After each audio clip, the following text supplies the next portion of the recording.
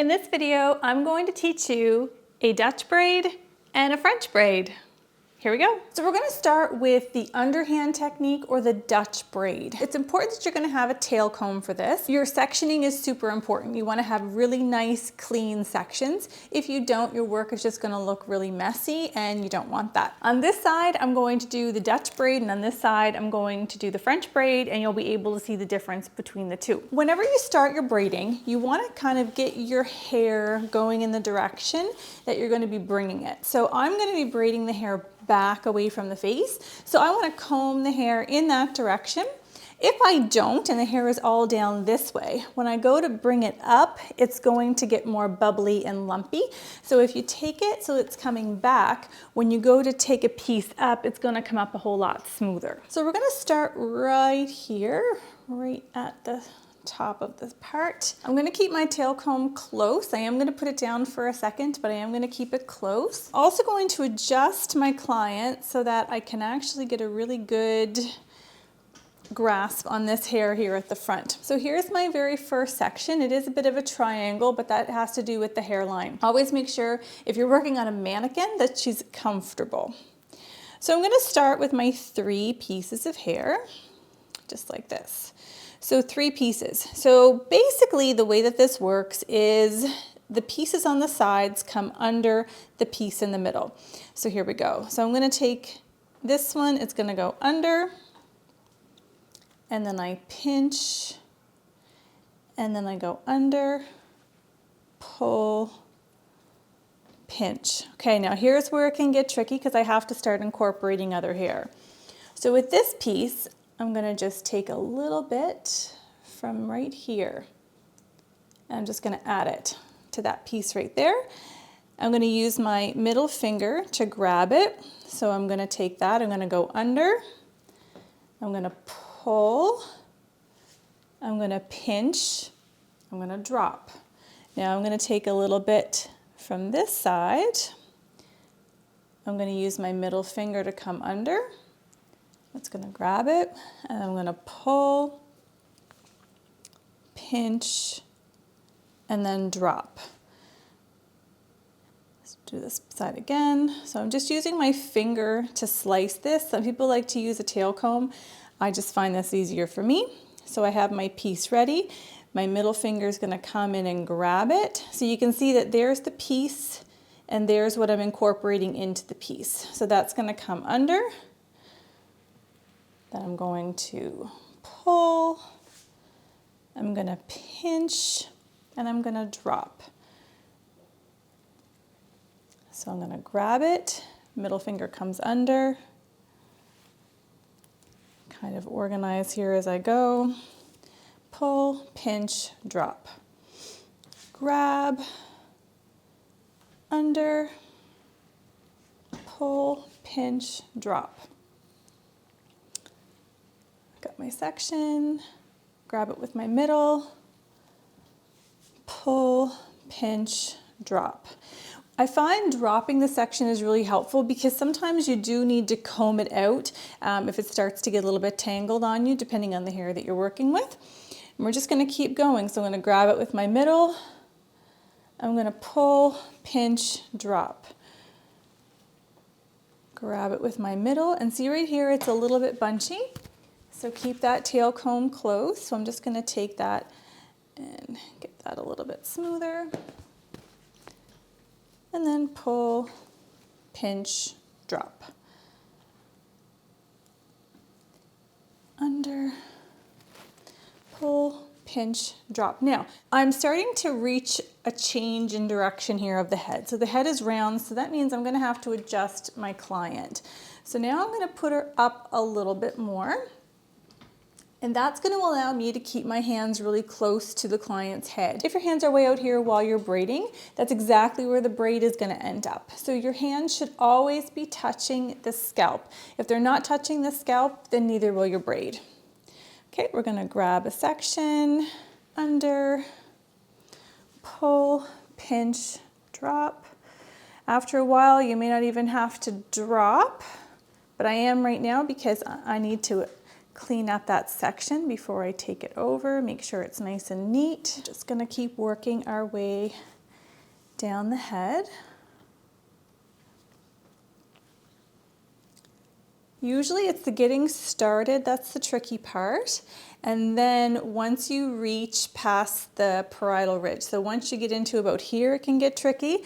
And then right at the nape, those are like the 3 spots that we tend to struggle with. So I'm gonna show you how to keep your braid nice and tight in those areas. So here we go, I'm gonna change her again. I'm actually gonna put her up a little bit more. Okay, and that's really helping me get the angle that I need to get that hair nice and tight. Okay, it's gonna go in. Get my tail comb. I'm just gonna comb this out a bit. I want this to be nice and neat. Go.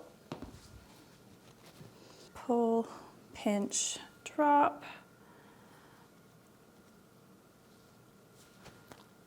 Just clean that up as you go. As you get in here, what you don't wanna do is you don't wanna pull the hair down here. You want to be pulling the hair up into it. If you're pulling it down here, you're going to end up with a lot of bunching at the bottom. So you want to make sure that all of your hair is incorporated into your braid by the time you hit the hairline. If it's not, you're going to be pulling hair from up here down into your braid. So you don't want that to happen. You also want to keep an eye on the density of the hair. So if the density of the hair is thick and you've got lots of hair, great. If it's not, you might run out of hair sooner than you want to, so keep an eye on that. And I'm just gonna continue with my pull, pinch, drop, but you can see how now some of these are starting to get directed up because I wanna make sure that I have everything incorporated by the time I reach that hairline. So now I'm down here, I get to the occipital. You're gonna wanna change the location of your client again, and you're gonna want the head to go down.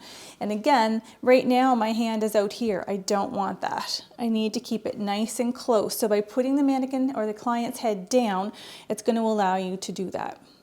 So here I go. I'm into my last section of grabbing or adding hair into my braid. There. So it's all added in right at the bottom. Now you don't want to run out of hair up here. You don't want to be pulling hair so that it ends here. You want to make sure that you time it so that you add it right to the end of the hairline, and that's where you want to stop adding. My mannequin's hair is straight. If you're working on straight hair, you can have the hair damp.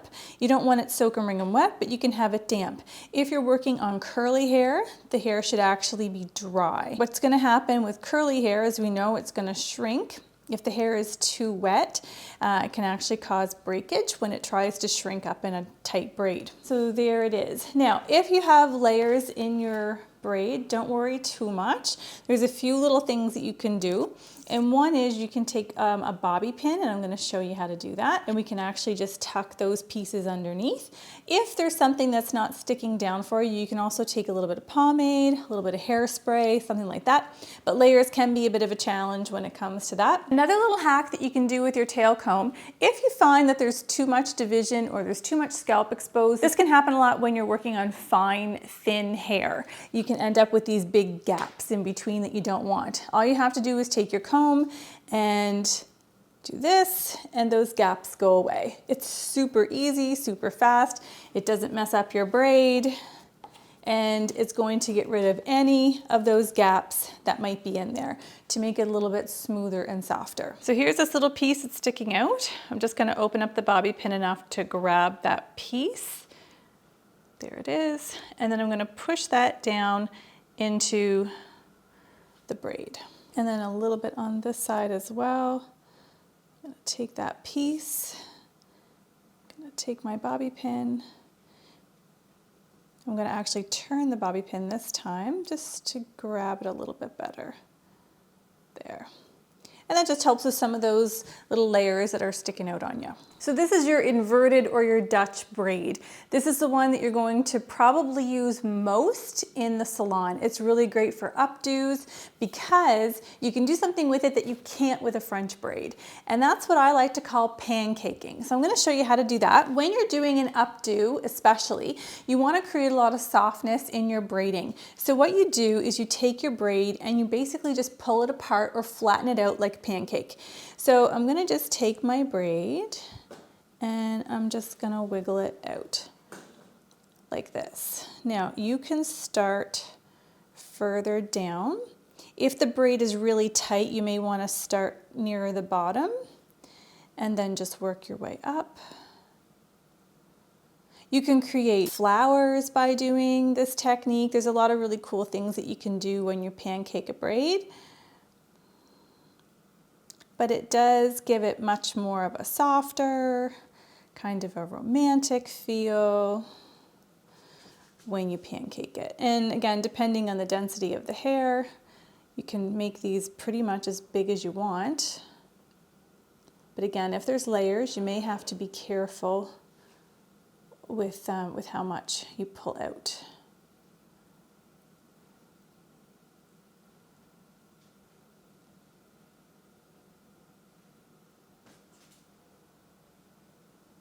So there is a Dutch braid that has now been pancaked. So it gives you a little bit of variety in how you style your Dutch. Now we do an overhand or a French braid. So again, I'm just going to tilt the client back a little bit so I can get a good grip on that front hair, good tension. And I want to make sure that I'm combing all the hair back exactly the same that I did with my Dutch. I'm going to take the same size section to begin with. So now we're going to do the French. It's the exact same thing as the Dutch, except instead of coming under, we're actually going to come over the middle. So I'm going to come over, then I'm going to come over. Pull, pinch, drop. It's the same thing, except instead of the hair coming under, it's coming over. So I'm going to grab some hair, and I'm going to come over the middle, pull, pinch, drop.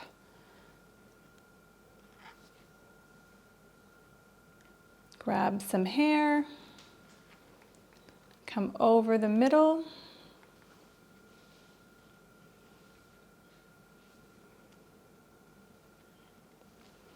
pull, pinch, and drop. So instead of my middle finger having to come under to grab it, it's actually coming over the top to grab it. Pull, pinch, drop. I'm going to grab the hair here. And you can see now my middle finger is coming over top to grab that hair. Pull, pinch, and drop. It's coming over the top of the middle. Pull, pinch, drop. My middle finger comes over the top. Pull, pinch, drop. And you can see you do really get into a rhythm when you're braiding. Pull, pinch, drop. I am going to grab my tail comb again. Okay, so the shape of the head's changing, so I need to adjust my client accordingly. So you're just going to keep that same rhythm going and just adjust the head as you go down to make sure that your fingers and your hands are always in contact with the head, because as soon as it lifts away from the head, so does your braid. And you'll notice that French braids it's hard to get them as tight as your Dutch braids. Dutch braids, you can get them nice and tight, where the French, because it is overhand, it is just different, and you're just not going to get that same tension that you are from the underhand, which is why they're so commonly used with cornrows, because cornrows, you can get them really, really tight. Cornrows are going to be the foundation of what you do for lots of things, crocheting, weaving, anything like that, then you are definitely going to need to know how to do your cornrows. So you can see that there is definitely an obvious difference between your French and your Dutch. Now, the same trick applies if you do see these gaps and spaces and you don't want to see them. You just take your tail comb and you just come in like this. And you just comb them away. Just like that. And that really tidies up the braid. Now, you can't pancake this one. You're gonna get a different effect with both types of braids. So whether you do a Dutch or a French, it's two completely different styles of what the client may be looking for. If you're doing an updo and you want to incorporate something really soft, something big, something that's gonna be more noticeable, then you definitely wanna go with a Dutch. If you want something that's more hidden, incorporated into the style, then you're gonna wanna go with a French. If your client would like some bangs, check out this video right here where I teach you 5 different ways to do some bangs. Thanks for watching and have a great hair day.